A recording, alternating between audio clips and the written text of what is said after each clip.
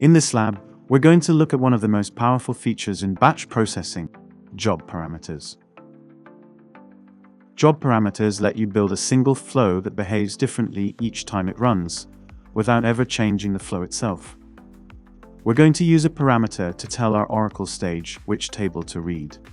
And then we're going to run the same flow 5 times against 5 different Oracle tables, just by changing the parameter value in each run. The flow is simple, just 2 stages. An Oracle database for DataStage stage, which reads from a table in our Oracle database, and a peak stage, which prints out the first rows so we can see what was read.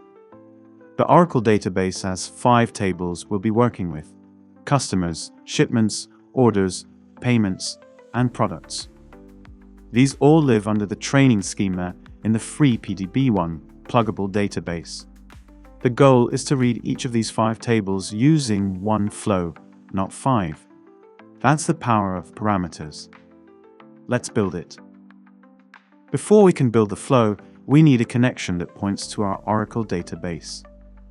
In the Mortgages project, click the Assets tab, then click New Asset. Select Connect to a data source from the asset type list. In the connector list, we'll search for Oracle. Select Oracle Database for DataStage, then click Next. Now we fill in the connection details. Give the connection the name Oracle_AWS. For the host, enter the address of our AWS Oracle instance. Port is 1521. Service name is free PDB1. Username is training. Password is training123. Now click Test Connection and wait for the green confirmation message.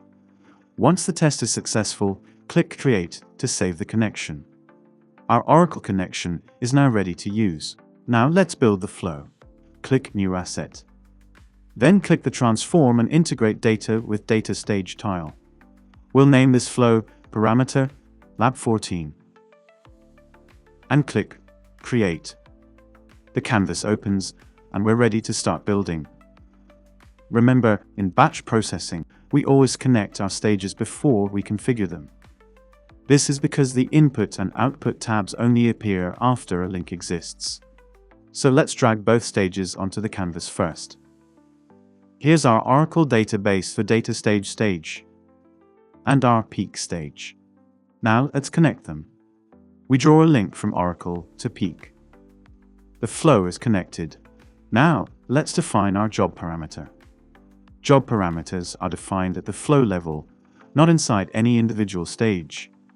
This means they can be referenced anywhere in the flow. With the canvas open, look for the parameters icon in the toolbar. It looks like 2 sliders. Click it. Under the Local Parameters tab, click Create Parameter. Now we fill in the details. The name is p_table. This is the name we'll reference inside the stage. The type is string. And the prompt, this is the label that appears when you're asked to supply the value before a run. We'll set it to table name to read. The default value is customers. This is the value that will be used if no override is provided at runtime. Click Create to save the parameter. The parameter p_table is now defined. Click Return to Canvas. Now let's wire it into our Oracle stage. Double-click the Oracle database for DataStage to open its properties. In the connection field, select the Oracle_AWS connection we just created. Now click on the Output tab. Under the Usage pull-down, look for the SQL section. This is where we tell the Oracle stage what to read. We have 2 options here. We can either enter a select statement in the SQL section to retrieve all of the data from the table using the parameter name, or we can just enter the table name or parameter name into the table name field by clicking on the Generate SQL at Runtime checkbox and entering the table name or parameter name. Let's use the Select statement option. In the Select statement field, type select star from training.hash p_table hash with a semicolon. Let's talk about that hash syntax for a moment. The hash delimiters are how batch processing knows that p_table is a parameter reference, not a literal table name. At runtime, batch processing will replace the entire hash p_table hash with whatever value you supply for the parameter. So on the first run, the SQL becomes select star from training.customers. On the second run, select star from training.shipments, and so on. The flow never changes, only the parameter value does. Now, in the columns section, check the runtime column propagation checkbox. We need this because each table has different columns, so we can't define a fixed schema.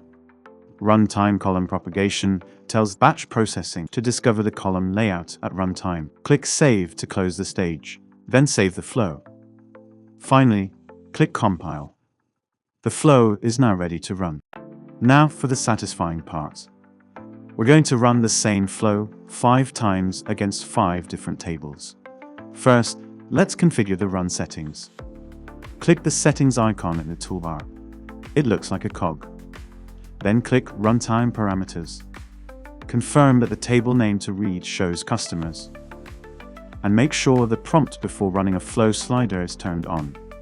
This ensures that each time we run, we get a chance to supply the parameter value.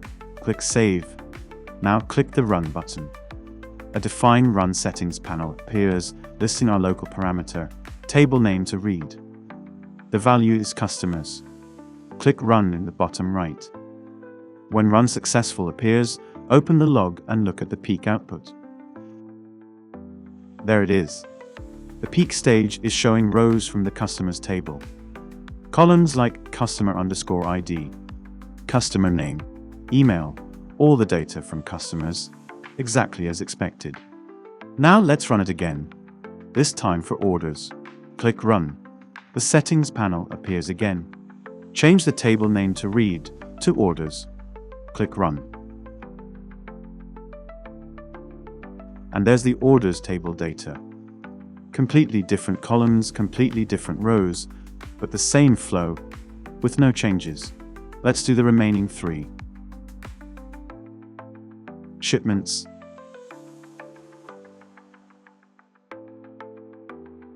payments, and products. Parameters are not limited to table names. You can parameterize file paths, filter conditions, date ranges. Any stage property that accepts a text value can reference a job parameter. Using a single parameterized flow is always preferable to maintaining 5 separate identical flows, 1 per table. It's less maintenance, less error, and far more flexible. Thanks for watching.